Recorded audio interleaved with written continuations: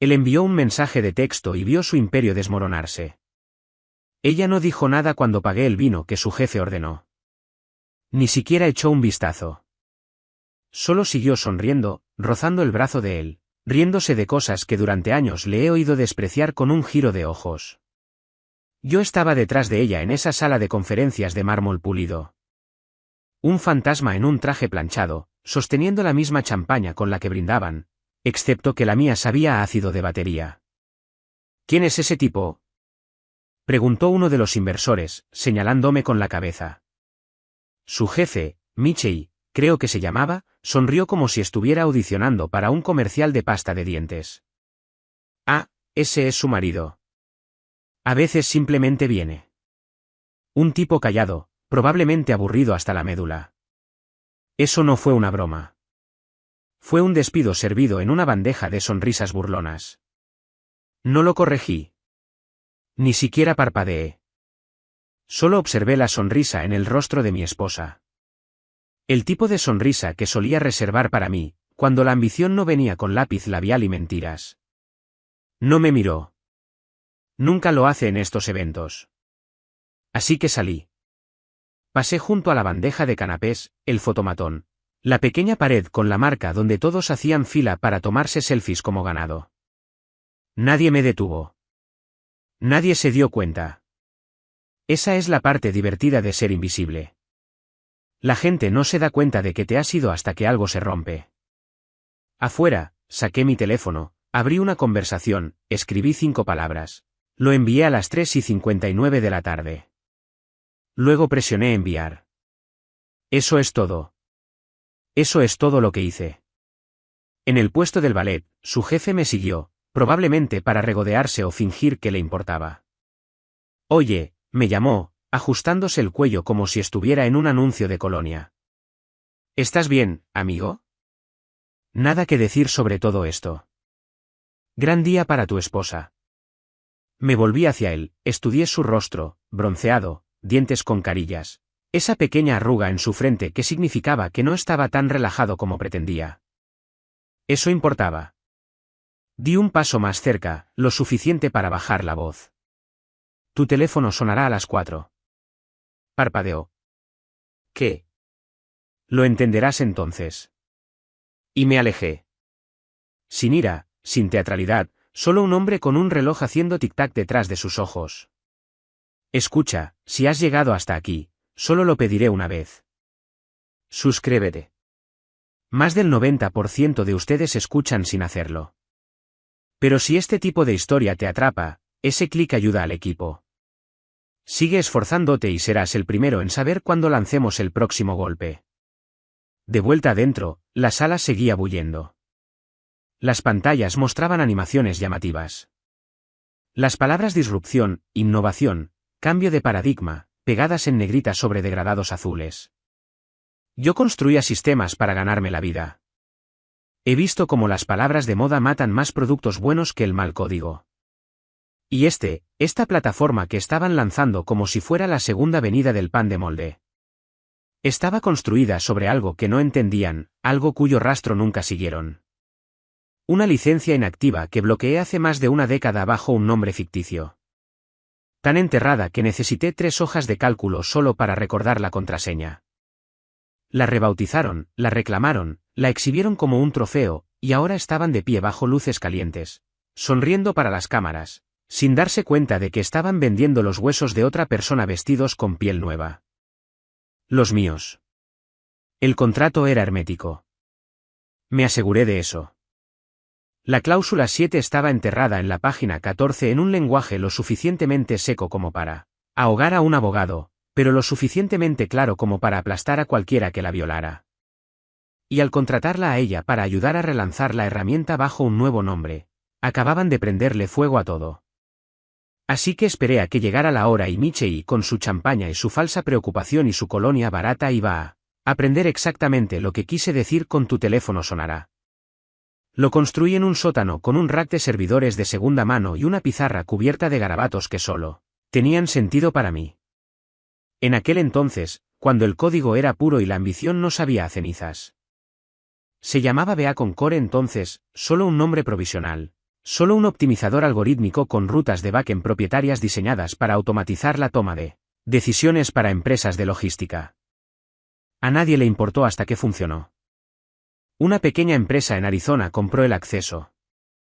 Luego una en Vancouver, no los derechos completos.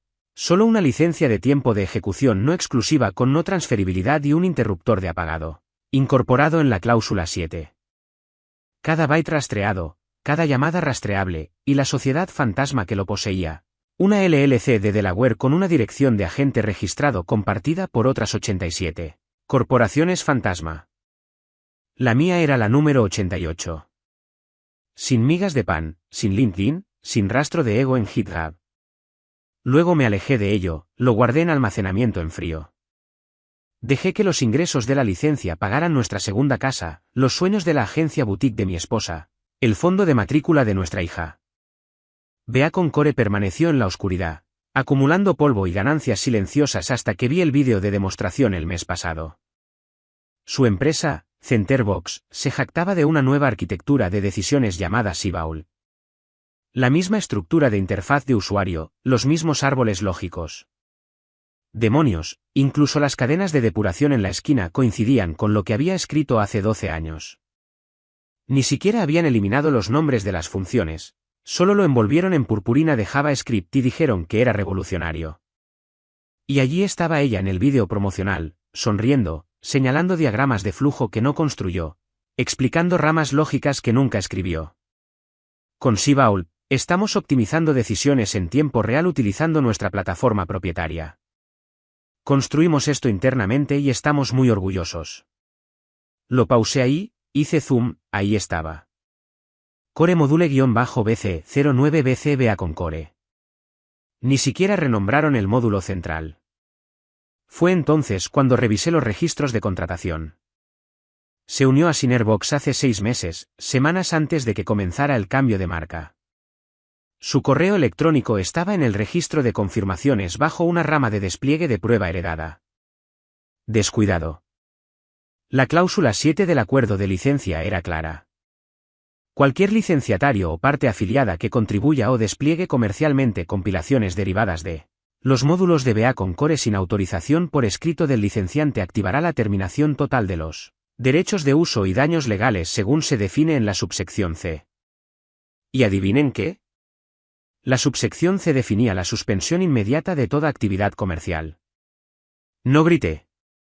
No me enfurecí. Llamé a Lucas, mi abogado, quien ayudó a redactar ese contrato en 2011. El hombre tiene la paciencia de un monje y la precisión de una motosierra. ¿Es esto real? Le pregunté. Silbó. Realmente rebautizaron tu motor y ni siquiera enmascararon las etiquetas de las variables. ¿Correcto? Se rió entre dientes. Espero que tengas un reloj a mano porque a las 3:59 les enviaré algo que no olvidarán. Lo bueno de construir en silencio durante años es que la gente olvida que eres capaz de quemar cosas con la misma facilidad. Pensaron que era un marido aburrido de pie en el fondo de un salón de baile. Olvidaron que yo era el arquitecto. Pensaron que la casa era suya. No vieron los cimientos temblar. Todavía no, pero lo harían. Me aseguré de ello. Y ella debería haberlo sabido. Me vio escribir el código. Corrigió la licencia original. Bromeó sobre la cláusula 7 durante la cena una vez. Recuerdo sus palabras exactas. Nadie lee tan a fondo los contratos. Podrías esconder una confesión de asesinato ahí dentro. Gracioso, ¿no? Lo leyó y aún así caminó directamente hacia ello.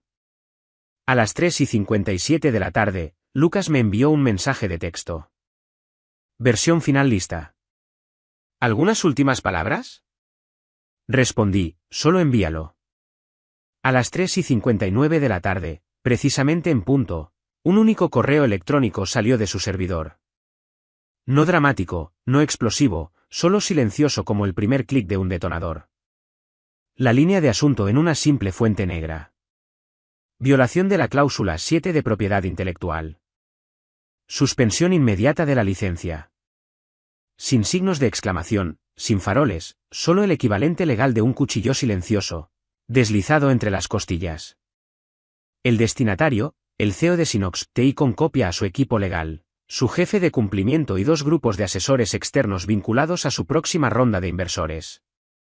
Adjunto había un PDF de 9 páginas. Página 1, una declaración de incumplimiento citando los módulos infractores por su nombre. Página 2. Capturas de pantalla de los registros del repositorio que muestran los nombres de usuario vinculados al código rebautizado. Página 3, una copia resaltada de la cláusula 7. De la página 4 a la 7, marcas de tiempo. Página 8, una copia del acuerdo de licencia original, notariado y con fecha de noviembre de 2011. Página 9, una firma, la mía. No se habían molestado en investigar el origen de BA Concore porque asumieron que estaba muerto. Asumieron que la LLC que lo licenció estaba extinta. Asumieron que yo estaba desarmado, retirado, callado, irrelevante. Se perdieron una pequeña línea del contrato. La propiedad intelectual adjunta en este documento permanece bajo la propiedad exclusiva del licenciante, y sus derivados no pueden ser rebautizados, redesplegados o redistribuidos comercialmente bajo ninguna convención de nombres sin consentimiento previo. Su jefe Michei estaba a mitad de la presentación cuando llegó a su bandeja de entrada. Su teléfono vibró en su bolsillo, probablemente lo descartó con una sonrisa. Otra diapositiva de la presentación apareció en la pantalla. Esta se jactaba de una ganancia del 75% en eficiencia de tiempo a través del motor, exclusivo de Siebold. Estaba muy orgulloso de esos números. Detrás de él, la pantalla mostraba burbujas de comentarios de usuarios y estadísticas de proyectos piloto. Todos asentían, vitoreaban. Un tipo incluso aplaudió. A las 4 de la tarde, el asistente del CEO reenvió el correo electrónico. Tocó la notificación, la abrió, se desplazó una vez, y luego su rostro se quedó en blanco. Sin preguntas, sin sonrisas burlonas, solo quietud. El tipo de quietud que llega cuando alguien se da cuenta de que sus pantalones están en llamas frente a una sala llena de cámaras. Salió de la sala a mitad de la frase. Fue entonces cuando llegó la llamada. Había estado sentado en el café de enfrente con un café negro que se había enfriado, observando el edificio a través del cristal. El cielo se había vuelto gris pizarra. Las nubes estaban bajas y densas. Apropiado. Su teléfono sonó. Lo vi responder. La conversación duró menos de 30 segundos. No porque fuera corta, sino porque dejó de hablar, solo escuchó. Escuchó a Lucas explicarle tranquilamente lo que acababa de suceder. Cuando Michei colgó, no se movió. Ni siquiera bajó el teléfono. Simplemente se quedó allí en el pasillo fuera de la sala de juntas, parpadeando como un hombre que se da cuenta de que el camino bajo sus pies nunca había sido de concreto. Siempre fue solo hielo. Y ahora se estaba agrietando. Y luego, lentamente, giró la cabeza a través del pasillo, más allá de las puertas de cristal. Hacia ella. Ella todavía sonreía, todavía se reía de algo que uno de los líderes de desarrollo dijo. Entonces se dio cuenta de que él la estaba mirando. Inclinó la cabeza. Él no asintió, no saludó, solo siguió mirando, y fue entonces cuando su sonrisa vaciló. Terminé mi café, dejé la taza medio llena, salí por la entrada lateral. Había hecho lo que tenía que hacer. Sin explosiones, sin voces alzadas, solo papel, código y sincronización. A veces, la venganza más afilada no hace ruido. Simplemente llega a tiempo. Él le estaba mostrando la última diapositiva, un mapa de calor de las tasas de adopción de clientes proyectadas, completo con círculos codificados por colores y frases como escalamiento global de la fase 2. El tipo de cosa que hacía que la gente en traje asintiera como si entendieran la magia detrás de los números. Michei estaba en su elemento. Chaqueta fuera, mangas arremangadas, arrogancia al máximo. Mi esposa estaba a su izquierda, con una mano en el podio como si fuera dueña de la tecnología, la idea, todo el espectáculo. Su voz salió limpia, practicada. Lo que están viendo aquí es solo el comienzo. Con Siebold, no solo estamos respondiendo a las decisiones, las estamos prediciendo, anticipando el comportamiento antes de que se materialice. Aplausos. Los teléfonos se iluminaron. Un inversor anotó algo en sus notas y susurró, necesitamos entrar pronto. Y entonces el teléfono de Michei vibró. Lo miró a mitad de la frase con el tipo de irritación casual que tiene la gente acostumbrada a ser intocable. La vista previa de la notificación debe haber mostrado las primeras palabras del correo electrónico de Lucas. Se congeló solo un segundo demasiado. Luego se rió nerviosamente. Disculpen, amigos. Un pequeño incendio que necesito apagar. Sigan disfrutando del vino. No esperó una respuesta. Simplemente bajó del escenario y salió rápidamente de la sala. Su asistente intentó decir algo, pero él la despidió con un gesto. Una mano todavía en su teléfono, su pulgar temblando ligeramente. Fuera de las puertas de cristal, se detuvo. El pasillo estaba silencioso, estéril, suelos de mármol, iluminación suave, solo él, el silencio y ese correo electrónico. Llamó al número que figuraba en el bloque de la firma. Lucas respondió de inmediato. Sin saludo, sin charla trivial, solo el sonido del acero legal siendo desenvainado. Yo no estaba allí, pero he oído a Lucas manejar estas llamadas antes. No levanta la voz. No amenaza. Expone los hechos como si ya estuvieran tallados en el granito de algún tribunal federal. Y esa es la cosa sobre los hechos. No les importa lo caro que sea tu reloj. 30 segundos. Eso fue todo lo que tomó. Michei dejó de caminar. La saliva se le secó. Se apoyó ligeramente contra la pared esmerilada como si la gravedad se hubiera duplicado. El teléfono presionado con fuerza contra su oreja. Una mano ahora apretada en un puño. El tipo de postura que tiene la gente cuando toda su columna vertebral se da cuenta de que ya no está al mando. Dijo una palabra apenas audible a través de las imágenes de la cámara de seguridad que obtuve más tarde. ¿Cómo? Lucas debe habérselo dicho. Y luego, lentamente, levantó la vista a través de la ventana hacia la sala, hacia ella.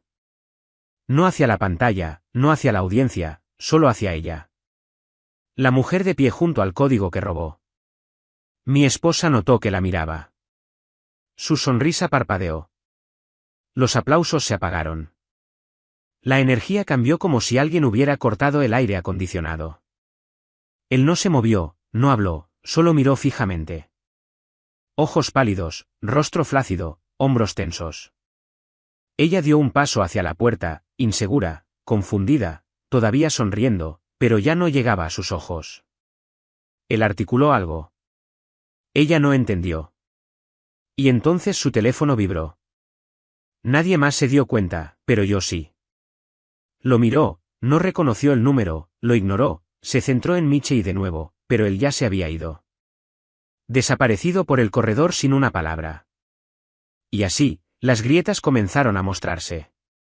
Se ajustó la chaqueta, forzó la sonrisa de nuevo, siguió hablando, pero su voz temblaba. Y debajo de ese temblor, por primera vez desde que me alejé de ella en ese salón de baile, parecía asustada. Estaba a mitad de una frase con un inversor potencial cuando la asistente de Michei se acercó y le susurró algo, al oído. Fuera lo que fuese, le quitó el color del rostro como si le hubieran quitado un tapón. Se puso rígida, parpadeó 2 veces y luego se excusó de la conversación. Sus tacones resonaron con demasiada fuerza contra el suelo mientras seguía a la asistente por el pasillo, pasando junto a los becarios sonrientes, el carrito de catering, los carteles impresos con sus citas. La puerta al final del corredor no era una por la que solía entrar. Era donde se tomaban las decisiones reales, donde hablaba el dinero de verdad y los eslóganes de marketing iban a morir. Hizo una pausa antes de entrar, se arregló el pelo como si todavía tuviera el control de algo. Dentro, la sala estaba en silencio. No tensó. Silencio. 4 personas estaban sentadas a la mesa, el asesor legal de la empresa, el jefe de cumplimiento y 2 socios de la principal firma de inversión. Michei estaba de pie cerca de la pantalla, pálido y rígido, ya no era el encantador. El proyector estaba encendido. El logotipo de Seabolt flotaba allí, grande y ridículo ahora, como si también intentara dar marcha atrás. Ella sonrió por costumbre.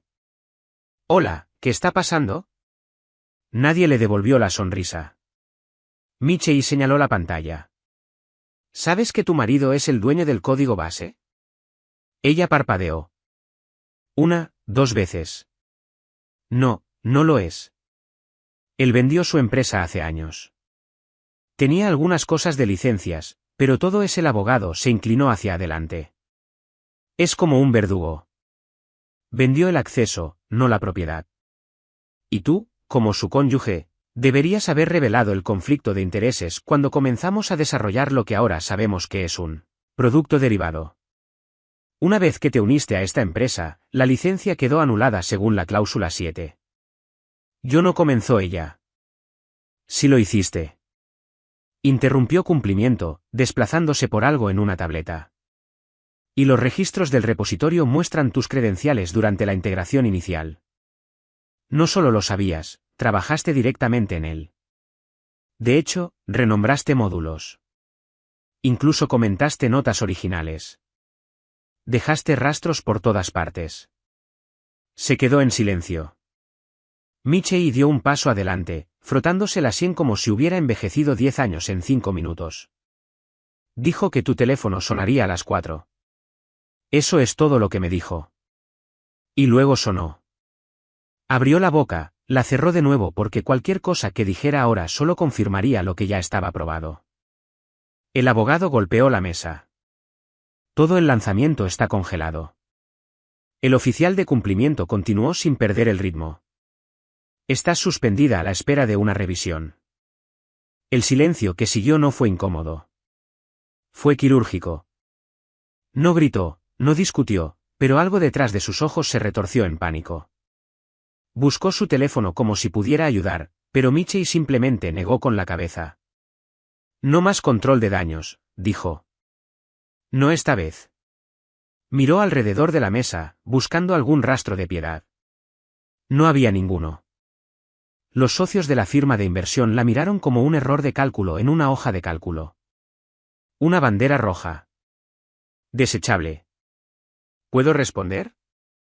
Preguntó en voz baja. El abogado deslizó una carpeta sobre la mesa. Ya lo hiciste. Dentro había capturas de pantalla impresas. Registros de Slack. Confirmaciones de Hit. Su nombre junto a mensajes de confirmación como eliminando etiquetas heredadas y sobrescribiendo el encabezado IDDBA con core. Cada palabra era un clavo. Se levantó lentamente. Nadie se movió para detenerla. Nadie le agradeció su tiempo. Fuera de la sala, se apoyó contra la pared y miró por el pasillo como si tal vez pudiera retroceder 5 minutos y elegir el silencio en su lugar.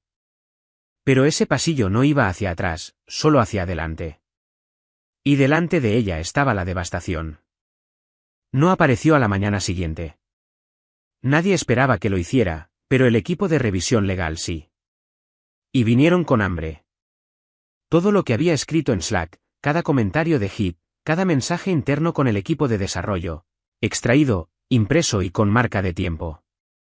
No solo buscaban negligencia. Estaban elaborando el informe de la autopsia de una carrera que acababa de desangrarse en la sala de juntas. Para el mediodía, Michei tenía una pila de transcripciones en su escritorio lo suficientemente gruesa como para requerir grapas. No las tocó, simplemente las empujó hacia el consejo de los inversores con un seco. Querrán empezar en la página 12. La página 12 es donde su tono cambió. Comenzó sutil. Vamos a eliminar las etiquetas del proveedor. BA con core es antiguo. Nadie lo rastreará si refactorizamos los nombres de los módulos. Eso fue hace 3 meses. Luego, reempaquetaremos el optimizador como una nueva tubería. Si alguien pregunta, está construido con lógica interna. Hace 2 meses. Y finalmente, no te preocupes por la licencia. Conozco al tipo que la escribió. Créeme, no hará ruido. Eso fue hace 1 mes. 3 semanas antes de que me mirara a los ojos en la cena y dijera, deberías venir al lanzamiento. Estarás orgulloso. Pero lo peor no fue lo técnico. Fue la crueldad casual. Las partes que nadie esperaba encontrar. Un mensaje de un hilo de Slack de medianoche bromeando con uno de los desarrolladores principales decía, honestamente, estoy cansada de arrastrar un peso muerto. Una vez que esto se lance, he terminado con la fase de genio silencioso de mi vida. Peso muerto. Eso es lo que yo era para ella. No el hombre que financió la primera oficina de su agencia o el que le enseñó SQL en la cocina de nuestro apartamento cuando suspendió su electiva de informática. No el que configuró su primer repositorio de GitHub bajo su propia cuenta de pago porque no quería lidiar con otro inicio de sesión. No, solo peso muerto. Cuando esa línea llegó a la sala de juntas, nadie dijo una palabra. No tenían por qué.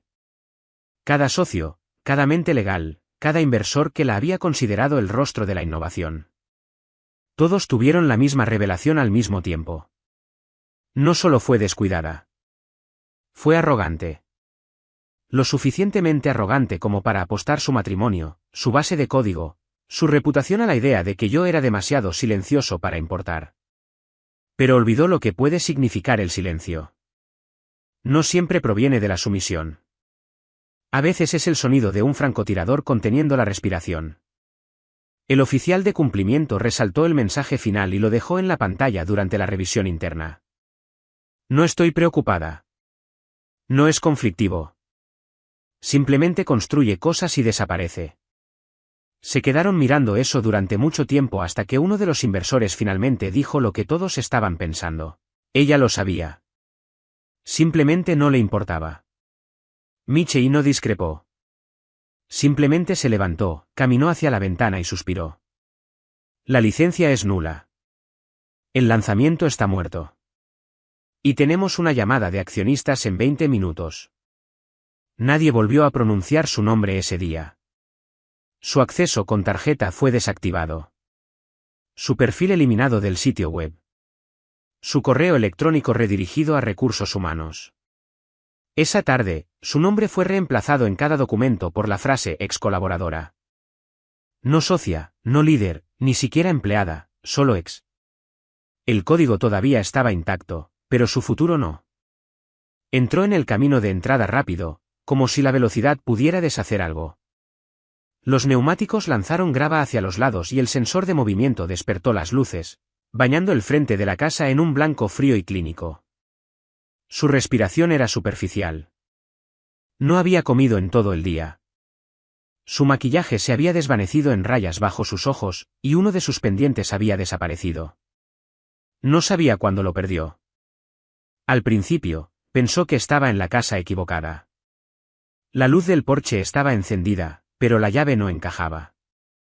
La giró con fuerza, lo intentó de nuevo, maldijo, la meneó como si el problema fuera la cerradura, no ella. Entonces notó el sobre pegado a la puerta.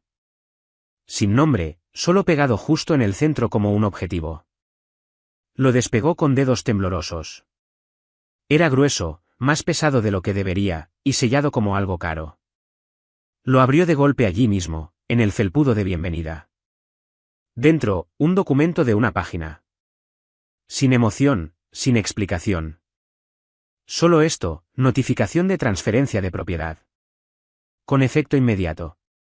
La residencia principal ubicada en dirección redactada ha sido reasignada al fideicomiso irrevocable Redwood. El BMW X5 2020 matrícula redactada reasignado al mismo.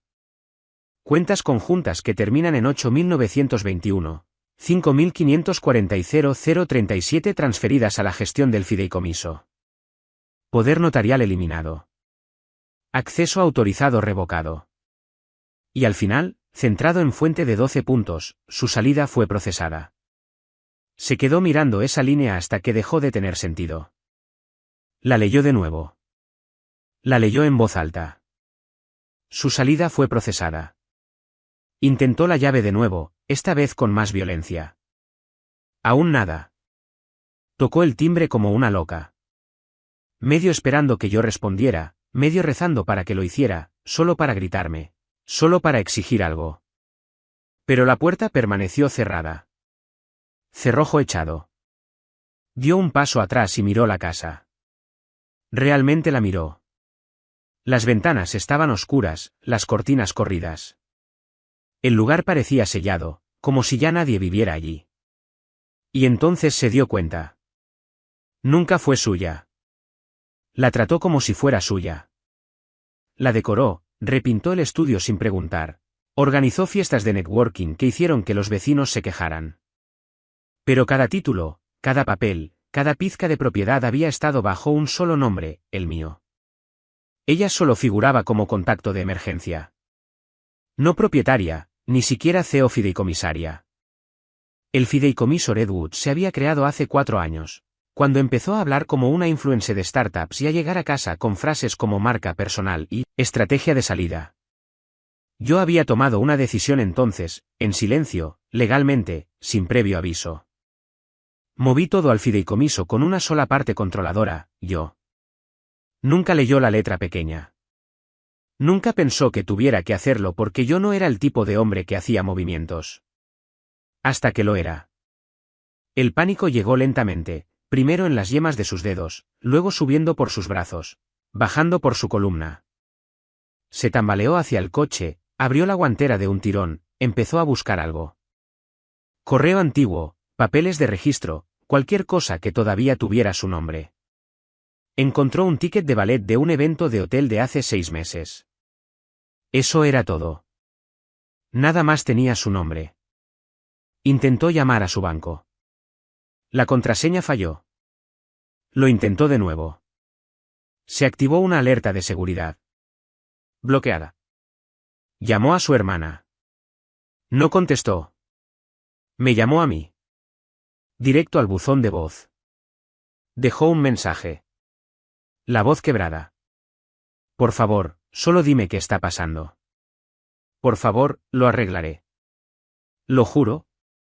Solo dime qué tengo que hacer. Pero no quedaba nada que arreglar. Porque nada de lo que había construido fue nunca realmente suyo. Ni el lanzamiento, ni el código, ni el nombre en la escritura, y ni el hombre al que había llamado peso muerto. Su exilio no era un castigo. Era papeleo. Pasó el primer día del exilio llamando a cualquiera que alguna vez se hubiera reído de sus chistes en una sala de descanso. Los primeros 3 mensajes de voz fueron educados. Curiosos. Incluso intentó tomárselo a broma. Día de locos, ¿eh? Parece que los de legal han exagerado esto. Llámame cuando puedas. Para el quinto, su tono se quebró. El sexto, silencio seguido de una sola respiración antes de colgar. Abrió su portátil en un café local, el mismo lugar donde solía tener reuniones de poder informales con lácteos de leche de avena y frases como, bucle de sinergia. El wifi todavía se conectaba automáticamente. Su inicio de sesión todavía funcionaba, pero su acceso al Slack de la empresa, terminado. Sus documentos internos, archivados, restringidos. Su correo electrónico, desactivado. Abrió el chat grupal de inversores en Signal.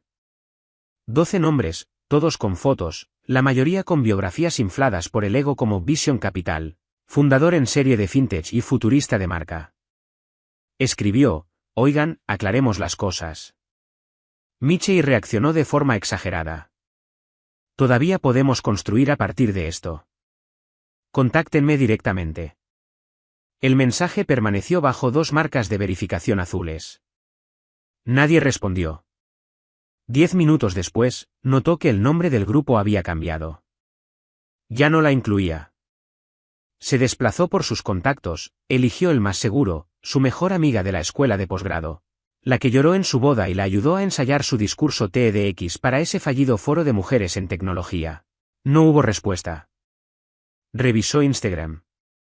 La amiga la había dejado de seguir. Revisó LinkedIn. Conexión eliminada. No volvió a llamar. Abrió sus correos electrónicos antiguos, rebuscó entre años de mensajes, encontró uno mío, fechado en 2018, sobre una transferencia. Era un documento escaneado, sin leer y sin abrir. Hizo clic ahora, 4 años demasiado tarde. Eran los documentos de fundación del fideicomiso Redwood. Miró mi nombre listado como constituyente y su nombre, en ninguna parte. La línea de asunto había sido, para claridad futura. No se requiere acción. Recordó haber puesto los ojos en blanco en ese momento. Más de tu planificación paranoica, había murmurado. Ahora no estaba segura de si quería gritar o reír. Sus manos temblaban mientras escribía un último mensaje a la única persona que no podía ignorarla, su madre. ¿Realmente él financió todo en aquel entonces? Tardó un rato, lo suficiente para que lo leyera 3 veces y dudara de sí misma por preguntar. Cuando llegó la respuesta, fue breve. Te dije que tuvieras cuidado con él. Sin calidez, sin simpatía, solo una frase curtida de una mujer que había visto los bordes del poder, que siempre había sabido que los hombres silenciosos a veces llevan martillos más grandes. Se sentó en el café hasta que cerró. Su té intacto se había enfriado. Su batería llegó al 3%. Nadie llamó. Nadie envió un mensaje. Abrió su calendario por costumbre. Todavía estaba lleno. Llamadas, revisiones de propuestas, seguimientos, sesiones de estrategia. Todos tenían los nombres de otras personas. Se desplazó hasta el mes siguiente. El calendario estaba en blanco. Hace un mes, era la voz más fuerte en cada habitación. Ahora, ni siquiera podía conseguir que un barista la mirara a los ojos. No la estaban cancelando. La estaban olvidando. Las puertas de cristal no se abrieron cuando se acercó. Se quedó allí un momento, presionando la tarjeta contra el escáner 2 veces. Como si tal vez el sistema solo estuviera fallando. Como si tal vez solo necesitara ver su cara de nuevo. Recordar quién era. Agitó su pulsera, luego la tarjeta de acceso de respaldo. Nunca la había devuelto. Nada. Dentro, el guardia de seguridad de la recepción, Kyle, creía que se llamaba, levantó la vista de su monitor. No le abrió. Cogió un teléfono. Intentó articular algo a través del cristal, levantó su tarjeta. Se dio unas palmaditas en el pecho como diciendo, soy yo. Kyle se giró ligeramente en su silla, asintió a alguien que no podía ver y luego apartó la mirada. 2 minutos después, Michei salió del ascensor. Tenía un aspecto terrible. La corbata floja, el cuello marchito, la cara más tensa de lo que nunca la había visto. No se apresuró, no saludó, simplemente se acercó a la puerta y se quedó detrás del cristal. Ella intentó hablar. Necesito hablar contigo. No respondió. Lo intentó de nuevo. Sabes que esto fue demasiado lejos. No fue todo culpa mía. Aún nada. Finalmente, metió la mano en el bolsillo, sacó una tarjeta de visitante temporal y la levantó. No para dársela, sino para mostrársela. Tenía una franja roja en la parte superior. Acceso solo con escolta. Se quedó mirándola. Él articuló una frase lentamente, deliberadamente. Jugaste con el hombre equivocado. Ella negó con la cabeza, con la boca entreabierta, la incredulidad nublando cada palabra. Michei, vamos. No sabía que haría esto. No pensé. La interrumpió con una mano levantada. Y no levantó la voz ni una vez, dijo, esta vez en voz alta. Su voz no era de enojo. No estaba cansada. Estaba terminada. Sintió que se le apretaba la garganta, los ojos le ardían. Por favor, solo dame la oportunidad de explicar. Puedo arreglarlo. No puedes, respondió él. Creías que entendías el poder. Solo entendías la atención. Dio un paso atrás, intentó recomponerse. Falló. No lo entiendes. Yo construí ese lanzamiento. Hice las conexiones. Me necesitabas. Lo tenías todo, dijo él. Y lo perdiste en el segundo en que pensaste que el tipo que estaba detrás de ti no vería el cuchillo en tu mano. Abrió la boca, pero no salió nada. Las lágrimas llegaron antes de que la sintiera. Su rímel había desaparecido hacía mucho, pero ahora comenzó el llanto de verdad. Feo, sin filtros, desesperado. Apoyó una mano en el cristal. Él no se inmutó, no ofreció consuelo, simplemente se dio la vuelta y se fue. Su mano se deslizó por la fría superficie hasta que golpeó el marco. Se quedó allí un minuto, luego otro. La gente pasaba detrás del cristal, pero nadie la miraba. Nadie abrió la puerta. Nadie se detuvo. Este fue el momento en que se dio cuenta de que había terminado. No solo el trabajo o el lanzamiento o el título. Su acceso se había ido. No solo al edificio, a todo. Hay un tipo particular de silencio que solo existe al otro lado del cristal. Te permite ver todo lo que solías tener sin que se te permita volver a tocarlo. Se quedó hasta que vino la seguridad y esta vez la acompañaron hasta la acera. Habían pasado 14 días desde que se canceló el lanzamiento. 14 días desde que la habían bloqueado, borrado, reemplazado en el sitio web por un estratega interino más joven e insípido que usaba palabras como sinergizar e impulsado por IA sin ironía.